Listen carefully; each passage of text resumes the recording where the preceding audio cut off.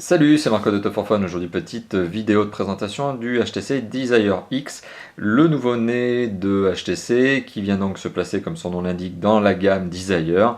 La gamme Desire étant la gamme moyenne de gamme, c'est là où on retrouve donc tous les moyens de gamme du constructeur taïwanais, par opposition à la gamme One, qui est la gamme haut de gamme. Donc voilà, donc le Desire c'est les moyens de gamme et les One c'est les hauts de gamme. Il n'y a pas plus simple en tout cas en termes de classement chez les HTC, c'est le top. En tout cas, c'est facile de s'y retrouver.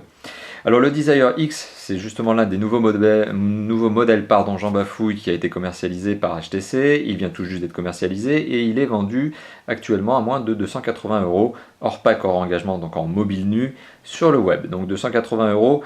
Voilà, au regard de ces spécifications, on peut se demander si c'est un bon rapport qualité-prix, justement, parce que le Desire X, sur le papier, affiche de bonnes performances. Donc maintenant, pour un prix relativement raisonnable, 280 euros, je me répète, on peut se poser justement la question de savoir si c'est un téléphone, finalement, qui vaut le coup. Est-ce que c'est une bonne affaire? Et bien justement, on va rentrer dans le détail. On va rentrer dans le détail sur deux aspects principaux. Le premier aspect, c'est le design, l'ergonomie matérielle, enfin en tout cas c'est donc tout ce qui est hardware. Et on va rentrer ensuite dans un deuxième aspect qui est le software et les spécifications. Donc le software, plutôt le logiciel, et ce qui justement le compose et les applications que vous pourrez retrouver dessus. Alors, si on s'attarde sur le hardware, il faut savoir que c'est un écran 4 pouces qui équipe donc le HTC Desire X. Un écran 4 pouces, c'est pour moi la moyenne et c'est pour moi le bon rapport de dimension aujourd'hui quand on veut un téléphone, on va dire compact. Je dis compact tout simplement parce qu'on remarque sur le marché une tendance justement à avoir une progression de la taille de l'écran. Alors tout simplement pour être plus clair, on remarque au fur et à mesure des mois qui se suivent, tout au long de l'année 2012 et notamment des annonces de l'année 2013, les écrans vont être de plus en plus grands. Et aujourd'hui, un 4 pouces, qui est une moyenne et qui pour moi est un bon rapport de taille, risque de devenir finalement quelque chose de petit par rapport aux 5 pouces qui sont en train de sortir et qui vont sortir en 2013. Malgré tout, un 5 pouces, c'est un petit peu encombrant et ça ne se transporte pas facilement dans une poche, alors qu'un 4 pouces tel que celui-ci, eh bien ça se glisse facilement dans une poche et en plus, c'est léger. Donc un bon rapport de taille selon moi et d'encombrement et d'ergonomie. En tout cas, l'ergonomie étant bonne, puisque justement si on a un écran 4 pouces, ça veut dire qu'en termes de châssis, on n'a pas un téléphone qui est grand et qui est large, donc ça tient très très bien en main, vous le voyez, et pourtant j'ai pas des mains mouse costaud, j'ai des mains voilà, plutôt normales. Voilà, donc c'est un bon téléphone qui tient bien en main. Si on s'attarde sur les dimensions justement de ce téléphone, c'est un téléphone qui fait 11,8 cm de haut, 6,2 cm de large et qui fait uniquement 9 mm d'épaisseur, donc c'est un ultra fin, un ultra plat. Ultra fin plutôt, parce que ultra plat, si on le remarque, le design lui n'est pas ultra plat. C'est un téléphone donc qui ne peut pas renier son ADN HTC, tout simplement parce qu'on retrouve un certain nombre de codes stylistiques qui sont propres à la marque, notamment ces petits arrondis, ces petits angles justement que l'on retrouve tout autour du téléphone. Donc ça c'est typique HTC, la forme ne peut pas vous tromper, c'est bien du HTC. Puis outre le marquage bien évidemment que l'on retrouve tout autour du téléphone. Donc voilà, on est vraiment dans l'univers de marque HTC, il n'y a pas d'erreur là-dessus. La seule parenthèse, la seule petite chose que s'est autorisé le constructeur taïwanais en termes d'excentricité de design, et encore excentricité je vais un peu fort, c'est justement d'avoir un blanc. En fait, il faut savoir qu'il y a encore à peu près un an, HTC c'était toujours du mobile noir. Et bien depuis quelques mois, HTC se dote de mobiles qui sont équipés bien de coques de châssis blanc. Alors si on fait le petit tour du propriétaire justement en termes de design, je vous ai évoqué un écran de 4 pouces sur la face avant, sur le haut on retrouve un marquage ici HTC tout simplement, et au-dessus du marquage HTC on retrouve la sortie son, l'écouteur. Donc en bas du mobile on retrouve strictement rien, voilà, si ce n'est les 3 touches sensitives, qui viennent bien évidemment compléter le système d'exploitation qui est Android, mais je reviendrai sur cet aspect là. On remarque ici un pourtour en aluminium, donc c'est de l'imitation aluminium, qui fait donc tout le tour du téléphone, sinon ça ne s'appellerait pas un pourtour bien évidemment. Donc on retrouve sur le côté gauche du mobile un port micro USB destiné à la synchronisation mais aussi à la charge.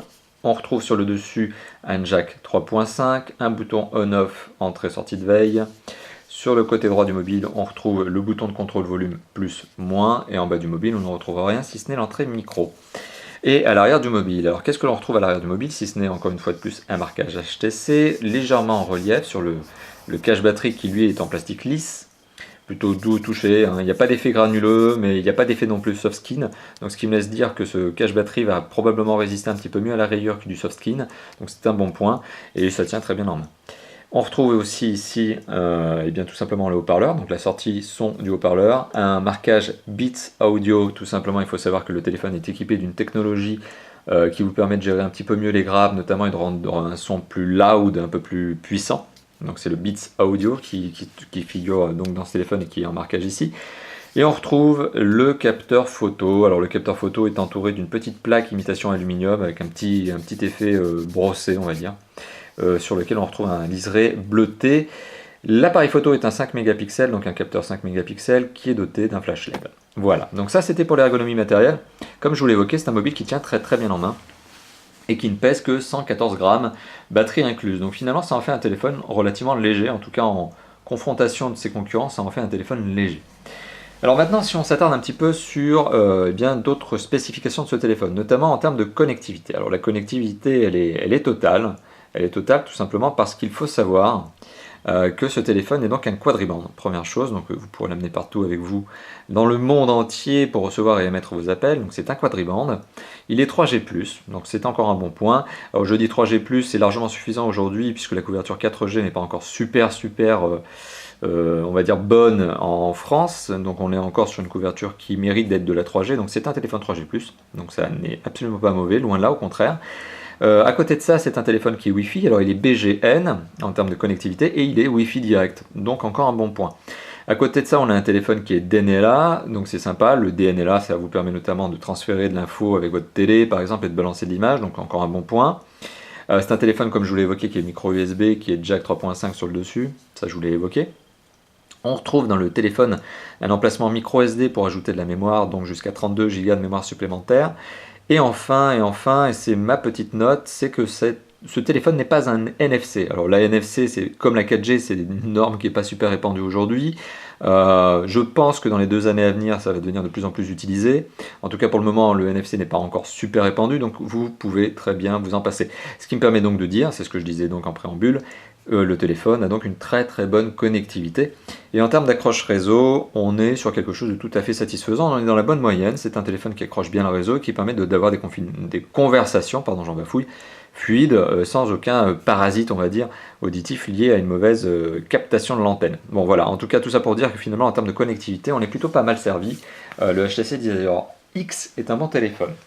Alors maintenant, si on fait un petit tour au niveau de la performance. Alors la performance, qu'est-ce que c'est la performance? C'est tout simplement le processeur qui équipe ce téléphone et puis la mémoire vive. Alors le processeur, c'est un double cœur de 1 GHz et il est épaulé par 768 MO de mémoire vive. Donc c'est largement suffisant pour faire tourner bien les applications de base, les applications utilitaires. Et c'est aussi suffisant pour vous faire fonctionner tous les jeux 2D et des jeux 3D. Alors je vous montrerai justement un petit jeu 2D et un petit jeu 3D. Donc on est sur un couple de performance processeur mémoire vive très intéressant. Et à côté de la mémoire vive, on retrouve bien évidemment de la mémoire de stockage, donc de la mémoire de stockage interne. C'est là où vous allez placer vos MP3, vos applications, vos jeux. Et donc la mémoire interne de ce téléphone, elle est de 4 Go, sachant que en fait sur les 4 Go, vous en avez une moitié, on va dire, qui est stockée, qui est squattée en fait par le système d'exploitation qui est Android 4.0. Donc voilà, donc en termes de performance, on n'est pas mal loti non plus. Rappelons-le, on est sur un moyen de gamme, mais c'est un moyen de gamme qui tourne parfaitement bien et qui a un bon couple donc de processeurs mémoire vive. Donc si maintenant je m'attarde sur justement le lancement d'un petit jeu, eh bien je vais lancer Angry Birds pour vous montrer qu'en termes de performance, un jeu 2D n'a absolument rien à craindre sur ce téléphone. L'image, comme vous le voyez, est plutôt satisfaisante. Je vais faire aussi une petite parenthèse sur l'image. On est sur un écran qui fait 4 pouces, qui est un tactile et qui est un tactile qui n'a pas une résolution HD, alors je reviendrai là-dessus plus tard, c'est une résolution de 480p. Bon. C'est aussi mon petit point négatif, c'est dommage pour ce téléphone qui n'est pas de la HD, d'un autre côté on ne serait pas sur les mêmes gammes de prix. Alors, si je lance un petit jeu tel que Angry Birds Space, voilà, donc vous allez voir que je suis un formidable joueur de jeux vidéo sur mobile, voilà, bon, c'est très simple, d'ailleurs là je suis sur le premier panneau tout simplement parce que j'ai reseté le jeu. Mais donc Angry Birds Space 2.2, Angry Birds Space pardon tout court, n'a absolument pas de problème à tourner, qui est un jeu 2D, donc n'a absolument pas de problème à tourner sur ce téléphone. Alors maintenant si je lance justement un petit jeu 3D, alors je vais lancer un jeu qui s'appelle Turbo Fly 3, c'est une sorte de F-Zero pour les connaisseurs de Super Nintendo, les vieux trentenaires comme moi, quarantenaires, donc c'est un jeu à la F-Zero. Pour les un peu plus récents, pour les un petit peu plus jeunes que moi, c'est du jeu à la style Wipeout. Donc c'est un jeu voilà, en 3D, tout simplement avec un petit vaisseau, vous allez balader. Alors ça me permet aussi de vous dire que ce téléphone est équipé d'un accéléromètre. Tout simplement, vous le voyez, je pilote la navette avec un accéléromètre. Voilà, et puis un jeu 3D n'a absolument pas de problème à fonctionner là-dessus. Alors là, on est sur un jeu 3D qui n'est pas non plus un monstre de gourmandise. On est encore sur un jeu 3D qui fonctionne bien. Après, je vous dis, peut-être que sur certains jeux 3D un peu plus gourmands, bon, on pourrait avoir quelques difficultés. Enfin là, pour le coup, il n'y en a pas du tout. Ça fonctionne sans aucun problème. Donc ça, c'est bien évidemment lié au couple de performances liées au processeur et à la mémoire vive qui sont tout à fait acceptables sur ce téléphone. D'ailleurs, si on fait un petit point sur les performances, donc c'est un petit benchmark que je vous propose tout simplement. Et là, je vous propose l'application AnTuTu Benchmark. AnTuTu Benchmark, donc je l'ai déclenché sur ce téléphone et on retrouve un scoring de 5041. Alors 5041 comme ça ne veut pas dire grand chose, mais si on le confronte à des concurrents, donc là j'espère que tout simplement le Wi-Fi va passer chez moi. Il faut savoir que je rame un peu en Wi-Fi en ce moment chez moi. Bon là ça va, ça passe encore. Si on le confronte justement aux autres concurrents qui peuvent être dans les eaux des 5000 points, on est sur du Motorola Atrix 4G, on est sur du Samsung Galaxy Tab 10.1 première génération, donc on est sur du Amazon Kindle Fire, du LG Optimus 3D, enfin voilà, on est donc sur un scoring à 5000 points qui est un bon scoring pour un moyen de gamme. Donc là-dessus, il n'y a pas de problème. Encore une fois de plus, les performances sont bonnes. Et d'ailleurs, vous l'avez vu en termes de fluidité d'utilisation, alors ça c'est lié aussi au tactile, on n'a pas de problème de fluidité en termes d'utilisation sur ce téléphone. Alors maintenant pour en revenir à l'écran justement, ce fameux écran sur lequel je me suis permis de faire une petite parenthèse, enfin voilà, en tout cas je vais rentrer un petit peu plus dans le détail. On est sur un écran qui fait 4 pouces, bon ça je vous l'ai évoqué tout à l'heure, c'est un capacitif multitouch, multipoint, donc là-dessus pas de problème. À côté de ça, en termes de résolution, on est sur une résolution qui est une WVGA, donc c'est un 800 pixels par un 480 pixels. Donc c'est ce que je vous ai évoqué il y a quelques instants, on n'est pas sur du HD, encore moins sur du Full HD, mais on n'est pas sur du HD qui nécessite donc une résolution minimale de 720p. Mais par contre, malgré tout, on est quand même sur un écran qui est un bel écran, c'est un super LCD, donc très bonne gestion de la luminosité, très bonne gestion du contraste. D'ailleurs en termes de gestion de luminosité, il faut savoir qu'il y a un capteur automatique de gestion de luminosité que j'ai désactivé tout simplement parce que je ne supporte pas, et c'est ma petite note personnelle, mais je ne supporte pas ce genre de fonctionnalité. Moi je préfère enclencher une luminosité, la bloquer et la verrouiller. Bon là par contre il faut savoir qu'il y a une gestion automatisée, si vous le souhaitez, il suffit d'entrer dans les paramètres du téléphone, et puis voilà, et d'aller gérer dans affichage et boutons, voilà la luminosité du téléphone. Là, vous pouvez la gérer en automatique. Bon, ça c'était pour vous montrer un petit peu une fonctionnalité accessoire de ce téléphone, mais que certains lecteurs ont tendance à me demander parfois. Donc ça pouvait peut-être vous intéresser. D'ailleurs en termes de fonctionnalités supplémentaires, il faut savoir que dans le coin supérieur droit de ce téléphone, il y a une LED de notification. Alors elle s'allume en vert clignotant par exemple quand vous avez un message, elle s'allume en rouge continu par exemple quand vous êtes en charge. Bon, en tout cas il y a bien une LED de notification sur ce téléphone. Alors on continue un petit peu justement et je vous propose maintenant d'aborder le système d'exploitation. Alors comme je vous l'ai évoqué, on est sur un Android 4.04, en fait 4.0.4, donc on est sur un Ice Cream Sandwich qui est totalement maîtrisé par HTC. HTC maîtrise bien ce téléphone, il n'y a pas de souci, et maîtrise absolument bien Android. Donc le couple du téléphone qui est là plus son Android, c'est parfait, ça fonctionne très très bien. Alors, il faut savoir qu'Android est un système d'exploitation qui est bien évidemment proposé à la base par Google. Et donc comme tous les systèmes d'exploitation, on va dire proposés par une firme en général, la firme se fait plaisir et gave d'applications, de ses propres applications. Donc tout ça pour vous dire finalement qu'on est dans l'univers Google et qu'on retrouve incontournablement certaines applications qui sont Talk, Maps, Navigation, Recherche Google, etc. Donc on est vraiment dans l'univers Google. On est dans l'univers Google bien évidemment parce qu'on retrouve aussi un espace de téléchargement ici. Alors j'espère que la mise au point sera bonne, qui est le Play Store. Le Play Store, c'est l'espace de téléchargement Google, c'est le iTunes à la Google. Donc c'est le iTunes à la Google qui vous permet de télécharger des livres, des jeux, des applications. Alors là, encore une fois de plus, j'espère que mon Wi-Fi ne va pas trop galérer.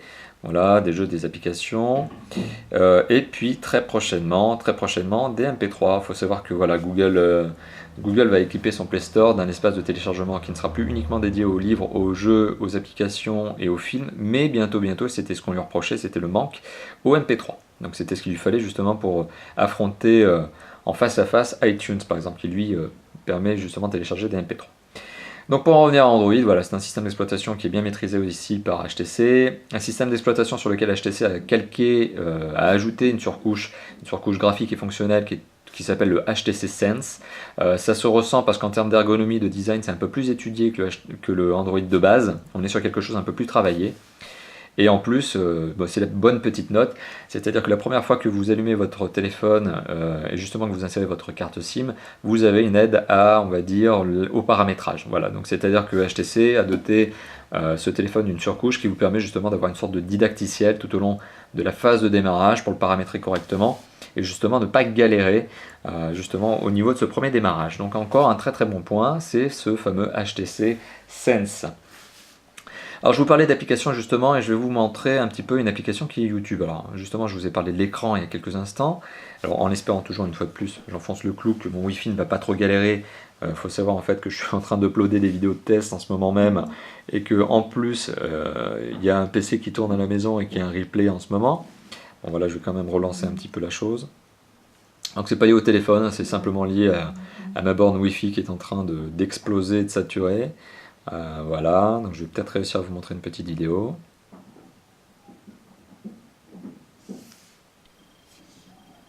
Alors, on va y arriver.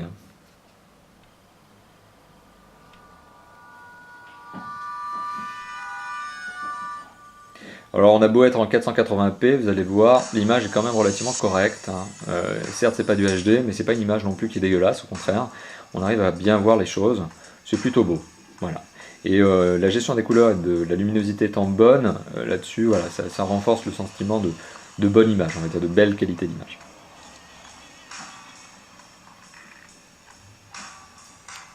Alors le son est de bonne qualité aussi, le son qui est procuré par le haut-parleur, que je vais vous faire écouter dans quelques instants avec un MP3. Voilà. Donc bonne qualité d'image, malgré tout, malgré le fait que ce ne soit pas un HD. Alors si on écoute un petit peu de la musique avec un MP3,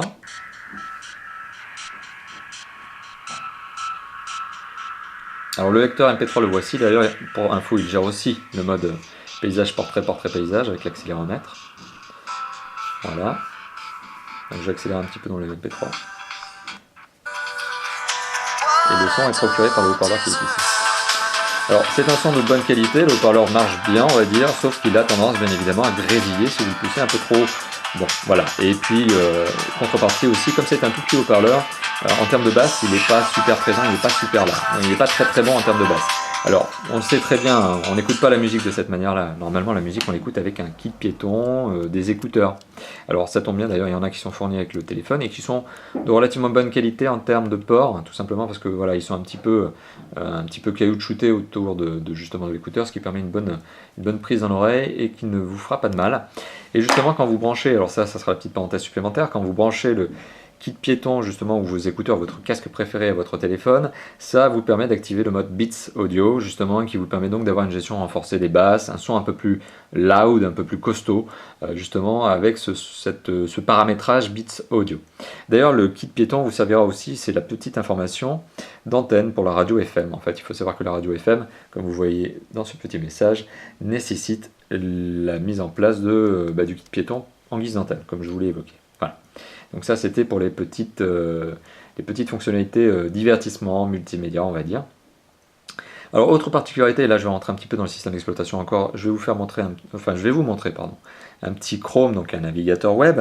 Là je lance encore une fois de plus une page, donc ça c'est juste pour vous montrer voilà l'affichage d'une page, donc Top for Fun bien évidemment, je ne vais pas vous montrer autre chose, l'affichage de notre page de site. Donc encore une fois de plus, on a un mode accéléromètre qui nous permet d'avoir une bonne visibilité sur le contenu de la page. On peut zoomer, dézoomer bien sûr, puisque c'est un multitouch. Voilà, une qualité d'image qui est relativement bonne et un navigateur qui tourne bien, qui charge bien tous les fichiers qu'on lui demande sur une page, là-dessus il n'y a pas de problème. Donc voilà, un bon navigateur, un bon Chrome qui fonctionne bien. Si je vous montre aussi une petite fonctionnalité qui est la fonctionnalité de base d'un téléphone, c'est-à-dire l'appel. Alors si je lance par exemple mon dossier d'appel, vous remarquerez que vous retrouvez bien évidemment votre répertoire. Ici j'ai un numéro bidon qui est le numéro de Top for Fun, je peux l'appeler, voilà, tout simplement. Et en termes de saisie du numéro, eh bien c'est très simple, on a quand même un gros clavier. Donc encore un bon point, voilà. Pour la saisie des SMS, alors la lecture est sous forme de chat, encore une fois de plus, vous êtes classé sous forme de chat, tout simplement. Bon, un super message publicitaire spamesque qui m'est arrivé sur ma ligne, ça me permet tout simplement de vous montrer, le type de spam que l'on arrive à recevoir sur nos lignes téléphoniques. Bon, ça c'est pas vraiment ce que je voulais vous montrer, mais surtout, voilà, comment ça rend, quel est le type de démonstration, le type de présentation. Et alors si je veux taper un SMS, bon, c'est très simple, hein. Un destinataire, et puis la saisie du SMS, voilà, tout simplement, sachant qu'il y a un dictionnaire qui vous permet en fait de faciliter votre saisie, et que vous avez un mode paysage portrait, comme vous le voyez, quand je passe en mode paysage, tout simplement, bien, le clavier devient de plus important, plus large, et me facilite ma saisie. D'ailleurs, c'est un bon clavier, ça tombe bien, là, ça tombe bien sous les pouces. C'est plutôt bien fait, là-dessus, il n'y a pas de problème. Donc les fonctionnalités de base qui sont celles de la conversation téléphonique avec l'accroche réseau, la saisie du numéro de téléphone et la saisie d'un SMS par exemple, sont tout à fait bonnes. Là-dessus, il n'y a aucun problème.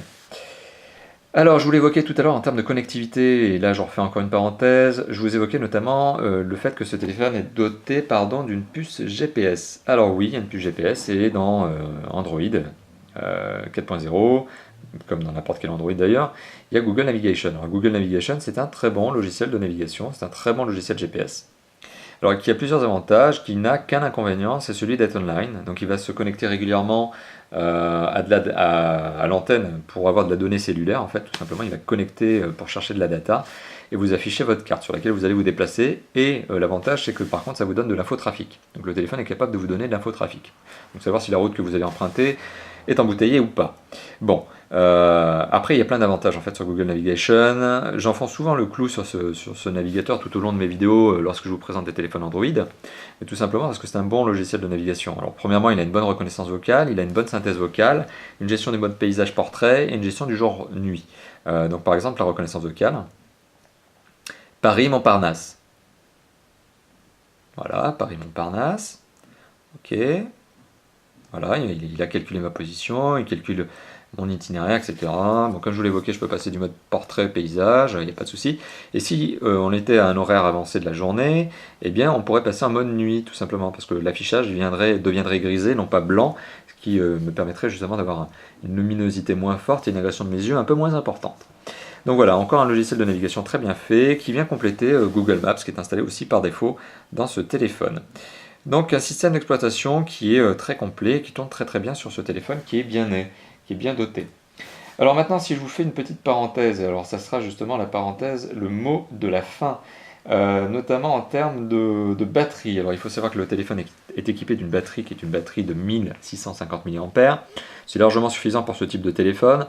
C'est une batterie qui vous autorise une autonomie de 1 à 2 journées, on va dire.